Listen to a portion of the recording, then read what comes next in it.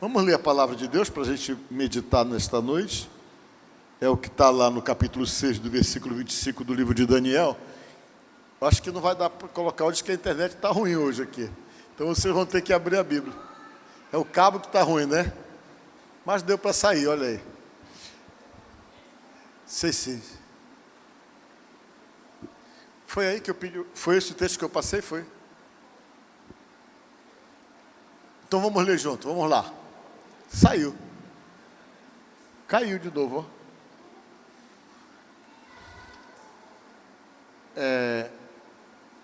6:5. Disseram, pois, estes homens: nunca acharemos ocasião alguma para acusar este Daniel, se não procurarmos contra ele na lei do seu Deus. Amém? Só esse versículo aí, podemos assentar. Eu quero hoje conversar um pouquinho com você sobre inveja. Amém? Inveja. Quem já foi invejado aqui, levante a mão assim. Parabéns, você não é o único, tem muita gente que... Viu? E eu quero falar um pouquinho sobre esse sentimento que eu estava lendo, que são os sentimentos ruins da gente, né? Do ser humano. Aí esse sentimento ruim do ser humano, eu estava lendo que envolve inveja, raiva, hostilidade, desespero, ódio. São sentimentos que nos fazem mal, que não são bons. Isso é uma série, eu citei alguns aqui, né? E os sentimentos bons, que são chamados de sentimentos nobres, claro, é o amor, a felicidade, a alegria, a compaixão, a solidariedade e o bom humor. Né? Isso aí é uma definição dada pela Universidade de Oxford, lá de Londres, né? falando sobre esse negócio de sentimento. Mas eu quero falar hoje com vocês de essa situação que às vezes a gente convive com isso aí. Você tem que enfrentar isso. Tem que enfrentar muitas vezes gente que fica querendo te dar rasteiro o tempo todo, unicamente por inveja. Alguém que encontra dificuldade para poder digerir o teu sucesso e às vezes não percebe que o resultado disso é que Deus está te abençoando, e se tem que reclamar para Deus, porque é Deus que abre um leque de possibilidade para você, e às vezes tem pessoas que não entendem isso, né? Tem gente que não consegue entender quando você é colocado numa posição e ele acha que você, de alguma forma, jogou sujo para poder obter aquilo ali, mas às vezes as pessoas não conseguem entender que Deus proporciona para os seus servos determinadas colocações, e diante de uma escolha, se você é de Deus e Deus tiver que abençoar, com certeza Ele vai abençoar você. E tem gente que tem dificuldade para poder entender isso aí. Entender que sobre você repousa a bênção de Deus, repousa a mão dEle para poder criar possibilidades, e vai criando esse sentimento ruim. Eu estava procurando saber o que é inveja, pena que não está dando para colocar ali, né? Que eu preparei todo o negócio para poder mostrar para vocês. E diz o seguinte, que inveja deixa eu ver aqui, o desgosto provocado pela felicidade e prosperidade alheia. Pessoas que ficam desgostosas quando você prospera, quando você está feliz. Ele nem quer o que você tem, ele só se incomoda porque você está feliz. E porque você, de repente, atingiu determinados objetivos que pode fazer parte do sonho dele, que ele não atingiu, e ele não se alegra com você. E às vezes você percebe que esses sentimentos se revelam até em pessoas muito próximas, às vezes. Às vezes pessoas que você jura que é seu amigo, você conta uma coisa boa para ele não tem reação nenhuma positiva sobre a coisa boa que aconteceu com você. Aí você já percebe que não foi bom para a pessoa. O fato de você, muitas vezes, contar alguma coisa com respeito a você. Por isso que o bom mesmo é você evitar contar, evitar falar. Se você não tem certeza com quem você está compartilhando as suas alegrias, os seus sonhos, você tem que tomar cuidado, porque de repente tudo isso pode provocar na pessoa exatamente uma reação totalmente contrária, que vai machucar você. Não é que vá realmente atingir você, mas que pode machucar você, porque o que mais nos machuca é quando você percebe isso de pessoas próximas, de pessoas que você apostou, que você acreditou, que estava junto com você, e de repente tem uma reação contrária de tudo aquilo que você esperava. Aí você se machuca. Aí você começa a ver, a se revelar coisas, exatamente por conta desse sentimento ruim. É coisa séria. E eu quero contar a história de alguém que sofreu isso. A Bíblia diz que muitas pessoas foram levadas da Judéia para a Babilônia, quando o rei Nabucodonosor tomou conta de Israel, tomou conta da Judéia. Eles pegavam os rapazes novos, os meninos que eram novos, eles levavam para a Babilônia, e lá na Babilônia, eles usavam esses meninos com a inteligência que tinham para poder trabalhar em favor do império. Eles eram levados, e quando eles eram levados, tentavam fazer um processo de tirar dele a cultura deles. Aí os camaradas chegavam e tentavam adaptar ele numa nova cultura, essas pessoas. Aí eles mudavam a comida, mudavam o nome da pessoa, porque eu digo para vocês, não tem nada mais cultural do que a comida e do que o nome da pessoa. Todos nós somos muito envolvidos pela nossa forma de comer, porque está ligado à nossa cultura, do lugar que nós somos. E eles faziam isso, faziam a pessoa comer outras coisas, para poder desaculturá-los, e mudava o nome, porque geralmente quem vinha de Israel tinha o nome ligado a Deus.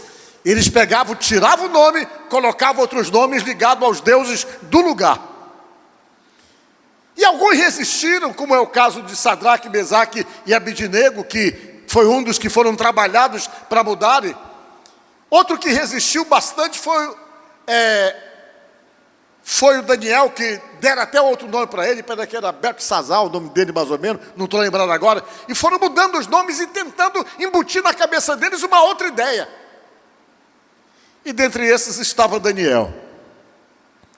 Só que ele foi para lá e começaram a colocar ele em determinadas posições da administração pública, e ele começava a se destacar.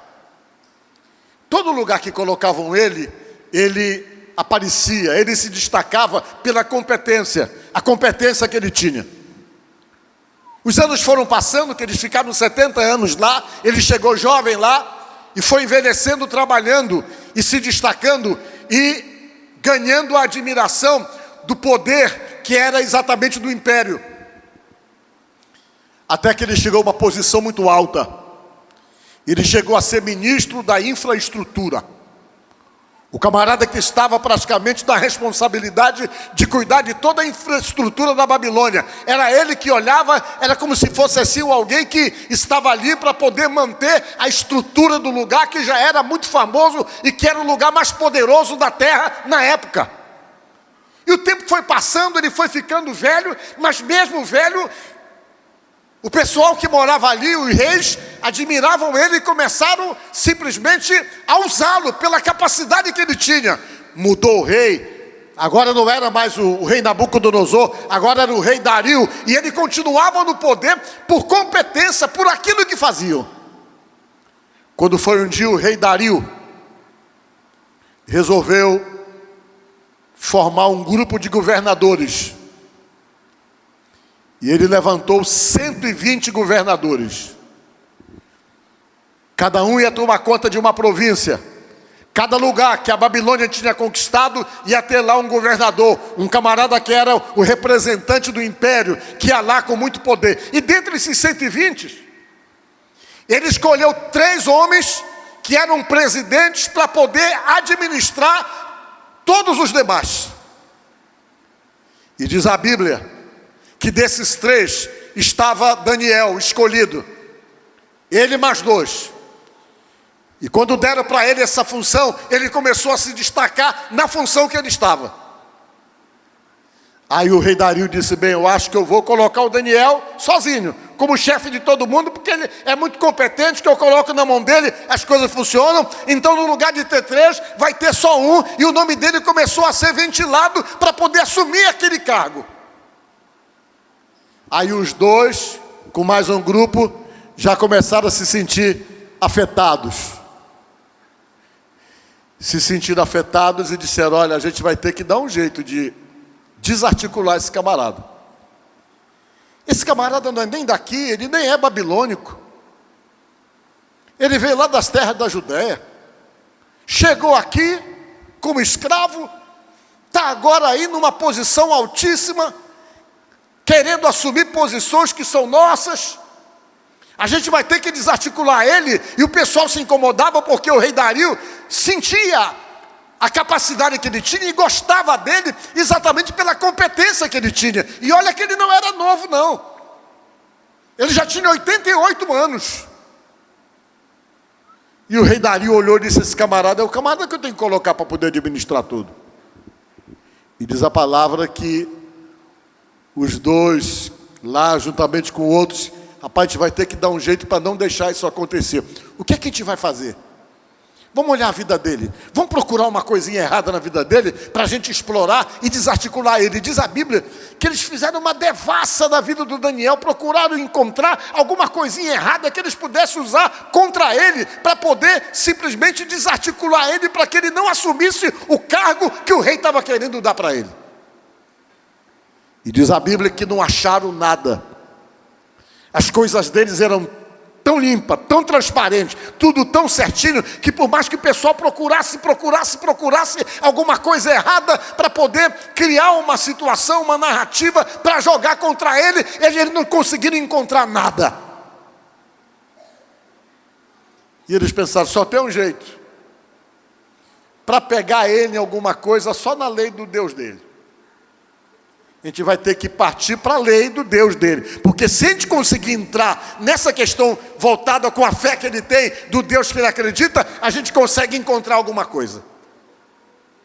Aí os camaradas engendraram na cabeça um meio para poder desarticular o Daniel. Entrou a inveja no meio. E quando a inveja entra no meio, meu amigo, pode ter certeza que a pessoa perde tempo pensando uma forma de desarticular você, de simplesmente tirar você do meio, simplesmente colocar você para o lado. E eles começaram a pensar: como é que a gente vai fazer? E eles pensaram e tiveram uma ideia. Vamos lá com o rei Dario. Chegaram lá, começaram a elogiar o rei Dario. Mas tem uma diferença entre elogio e lisonja. Elogio é quando a pessoa chega para você e externa um sentimento real que é dele mesmo, que ele tem de você. Lisonja é quando a pessoa vem e começa a elogiar você só com o intuito de tirar vantagem de você. Você já viu aqueles meninos que às vezes você é pai, é mãe, tem um menino quando quer te tirar um dinheirinho para poder qualquer coisa, ele vem, fica bonzinho contigo, mamãezinho, papaizinho, é lisonja. Ó, tem muita gente rindo aqui que deve passar por essa experiência, né? O filho, quando quer alguma coisa, ele fica bonzinho, ele vai lá, mamãe é maravilhosa, fica obediente, papai é isso e aquilo, só que ele quer dar uma espetada debaixo da tua costela depois, para você dar alguma coisa para ele pega, fica bonzinho. Tudo aquilo que ele demonstra não é um sentimento real, é somente uma lisonja para poder tirar vantagem com você. Isso é lisonja. Não é um sentimento real que a pessoa tem com respeito àquilo dos elogios, da honra que ele tenta dar. Ele dá aquilo para poder tirar vantagem. Né? Ele se torna a palavra comum que todo mundo chama puxa-saco. Eu estava lendo o que é puxa-saco. Eu fui tentar saber. Era um soldado que andava com o comandante, e naquela época muito antiga, no tempo do Império, ele carregava um saco enorme, que era o saco exatamente das coisas que o comandante levava. E ele andava com aquele saco para cima e para baixo, né? Que eram as coisas, que não era na mala, era colocada dentro de um saco. Os outros soldados começavam a ver que aquele soldado, por levar aquele saco com as coisas que realmente pertenciam ao comandante em todos os lugares que ele ia, o soldado começava a andar em lugares que os outros soldados não andavam. Porque ele tinha que estar com o comandante. Aí os outros soldados começavam a chamar de puxa-saco, porque ele levava o tal do saco que tinha as coisas do comandante para onde o comandante ia. Essa é a definição correta, né? Então, o que acontecia? Aí virou essa colocação, exatamente nesse sentido. que vem da lisonja. Aí o pessoal chegou, o que é que a gente vai fazer? Vamos falar com o rei Dario. Chegaram lá com o rei Dario, disseram: rei, olha, o senhor é um camarada poderoso demais, rapaz. Não tem um império mais poderoso do que o seu. Não tem. A Babilônia, é o lugar. O senhor é o camarada que manda mesmo. É o homem poderoso na terra. E começaram a elogiar ele. E quando elogiaram, disseram: e por causa desse poder que o senhor tem, daquilo que o senhor representa, da figura que o senhor representa, baixa um decreto aí, que durante 30 dias, ninguém faça pedido a ninguém, a Deus nenhum e a ninguém, que todos os pedidos sejam feitos para o senhor. E se alguém, porventura, quebrar o seu decreto, ponha lá na lei que o senhor vai fazer do decreto, que essa pessoa seja jogada na cova dos leões por não obedecer o decreto que o senhor realmente estipulou. Ele, massageado o ego, empolgado, se achando camarada, exatamente por ter o poder que tinha, ele disse: é mesmo, está aí uma boa. Vamos assinar isso aí, vamos criar um decreto, que durante 30 dias todo mundo tenha que pedir para mim. Se alguém pedir alguma coisa para qualquer Deus, para qualquer outra pessoa que não seja para mim, vai ser jogado na cova dos leões. Trouxeram o papel para ele, ele assinou o decreto. Só que tudo era armado para poder pegar o Daniel. Por que eles fizeram essa lei? Porque a Bíblia diz que o Daniel orava 3 vezes no dia. Diga glória a Deus. 3 vezes. Ele orava de manhã, 9 horas da manhã, orava meio-dia e orava 3 horas da tarde, com a porta assim da janela dele voltada para Jerusalém, que foi uma prática que os judeus adquiriram quando eles foram para o exílio. Orar com a janela aberta para o lado de Jerusalém. E a oração era essa: Senhor, nós queremos voltar para a nossa terra, nos restitui, Senhor. Reconstrói a vida da gente, porque eles tinham perdido tudo. E eles oravam assim. E eles sabiam que Daniel orava, por isso que eles foram lá criar uma situação, para criar uma lei, para poder pegar o Daniel. Aí o rei assinou. Quando o rei assinou, eles foram fazer o flagrante. Daniel está orando em casa, tranquilo, quando vê, chega uma turma e pega. Pegamos, você não está obedecendo o que o rei mandou. No lugar de pedir para ele, você está pedindo para o seu Deus. O que ele determinou, dizer que não pode pedir para ninguém, só para ele. Quem pedir para outra pessoa, para qualquer Deus, ele falou que vai para a cova dos leões. Aí pegaram eles com um monte de testemunha, levaram ele perante o rei. Olha, rei, esse camarada que veio para cá, ele não obedece o teu decreto, não. Nós encontramos ele orando, falando com Deus dele. O rei ficou mauzão, porque gostava do Daniel. Mas ele não podia voltar atrás, porque ele tinha assinado um decreto, segundo a lei da Babilônia, da qual ele não podia voltar atrás. Ele chegou: Daniel, rapaz, eu não sei o que eu vou fazer, olha. Será que o teu Deus pode livrar você da boca desses leões? O Daniel disse: olha, se Deus quiser me livrar, Ele me livra, mas eu tenho a consciência limpa. Eu não desobedeci ninguém. Eu não fiz nada de errado. O rei, mesmo contra a vontade, porque a lei mandava, pegou Daniel e jogou dentro da cova dos leões. Os leões famintos. Naquele dia, o rei saiu. Ele não deu a festa que ele costumava dar toda noite antes de dormir, tinha uma festinha. Ele não deu festinha nenhuma nesse dia. Ele comia muito antes de dormir, ele não comeu nada, mas ele foi dormir imediatamente chateado, a cabeça pensando o tempo todo naquela situação, que ele não podia voltar atrás, ele ia perder o Daniel, ele estava para baixo por conta disso. E diz a Bíblia, que quando amanheceu o dia, ele logo cedo correu, eu vou logo ver o que aconteceu com o Daniel. Ele pegou, correu e foi para lá e abriu a boca da cova. Quando ele abriu a boca da cova, o Daniel estava lá dentro. Ele gritou na boca da cova e disse: Daniel, será que o teu Deus, a quem tu constantemente serves, pôde te livrar da boca dos leões? Quando ele viu uma voz veio lá de dentro da cova dizendo o seguinte: ó rei, vive para sempre. Saiba que o Senhor não viu em mim mal nenhum. E ele mandou os seus anjos para tapar a boca dos leões. O rei ficou impressionado, mandou tirar o Daniel da cova. Daniel saiu. O rei chateado, porque ele sentiu que ele foi colocado em embrulho exatamente para criar aquela situação. Pegou os camaradas lá com a família deles e jogou na cova. Nem bem os camaradas batiam lá embaixo, os leões fizeram a festa com outros. E ele saiu dali impressionado com aquela situação. E diz a palavra de Deus então que ele resolveu escrever um novo decreto. E o novo decreto que ele escreveu é o que está escrito no capítulo 6, do versículo 25 do livro de Daniel. A partir de agora ele anulava o decreto que ele tinha falado aquelas coisas para estabelecer um novo decreto. E o decreto foi esse aqui. Então, o rei Dário escreveu aos povos, nações e homens de todas as línguas que habitam em toda a terra: paz vos seja multiplicada.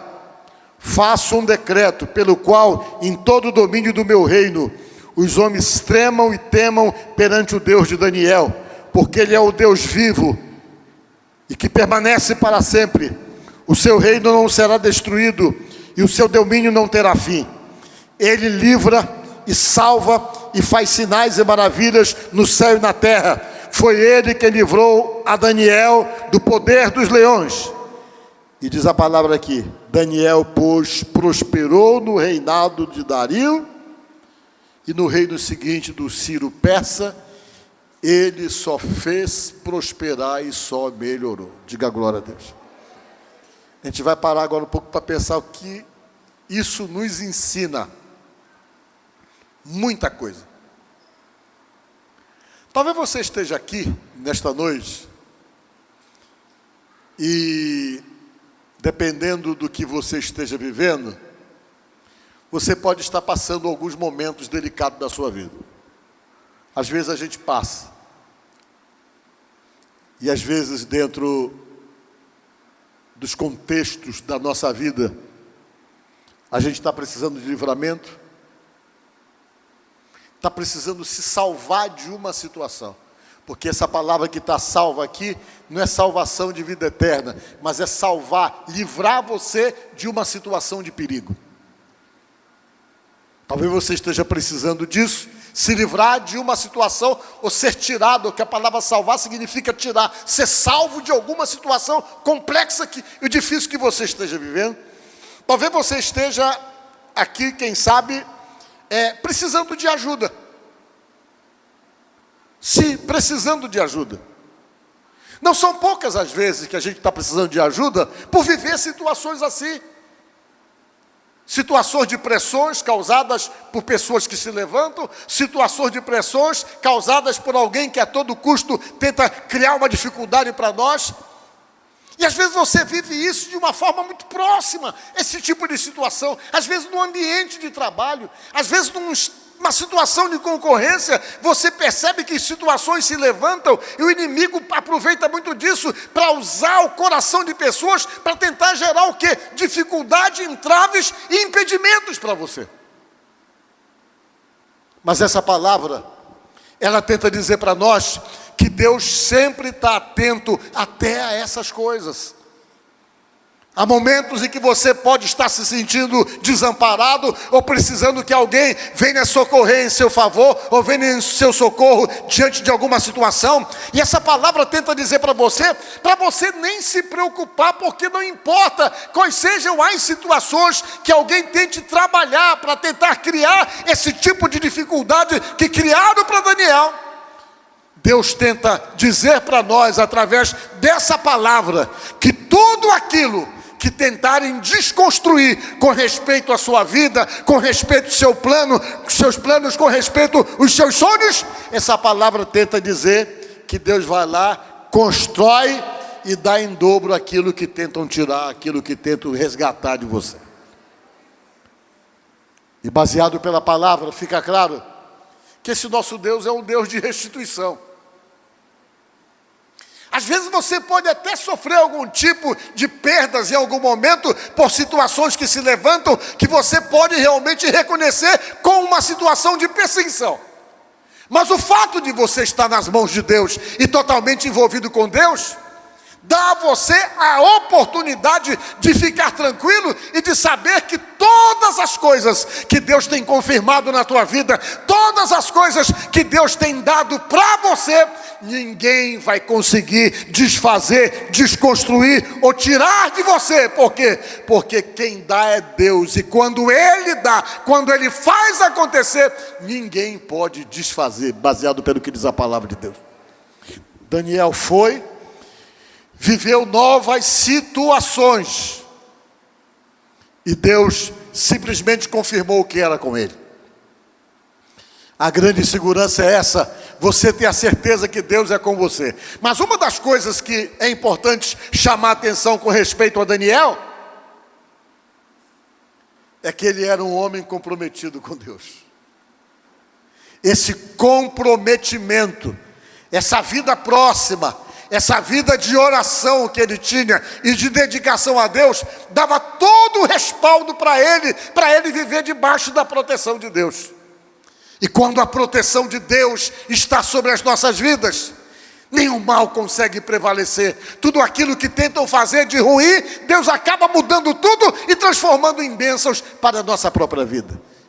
E tudo isso aqui faz o quê? Só faz uma coisa: nos motivar a andarmos com Deus. Porque o grande resultado de vitória da vida do Daniel era exatamente o fato dele andar com Deus. Então ande com Deus, ande com Jesus, e você vai ver que a Bíblia diz que todas as armas forjadas contra você, elas nunca prosperam, diz a Bíblia. Você não vai impedir que se forjem armas, mas a Bíblia diz que as armas forjadas não se prosperam. Então, nesta noite, se você está aqui na casa de Deus, precisando, quem sabe, de reconstruir alguma coisa da sua vida, alguma coisa que foi como resultado de perdas, você sabe,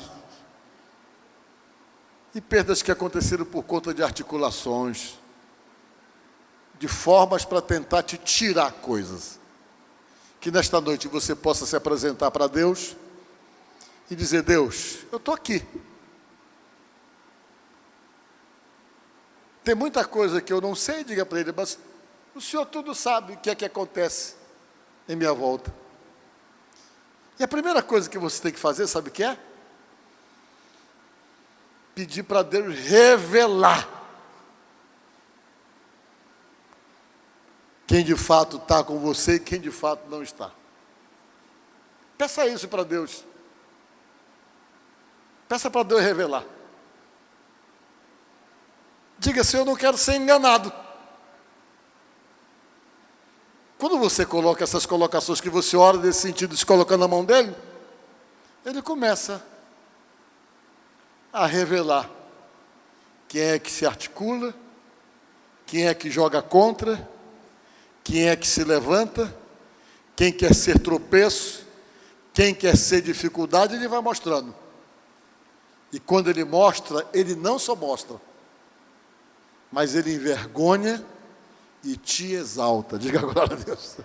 É assim que ele faz. Ele envergonha o outro lado e exalta você. Então só se coloque na mão de Deus.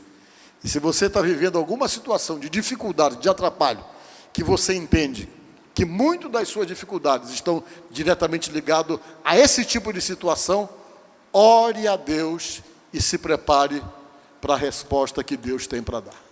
Amém? Que Deus abençoe você e ajude você no nome de Jesus. Vamos orar?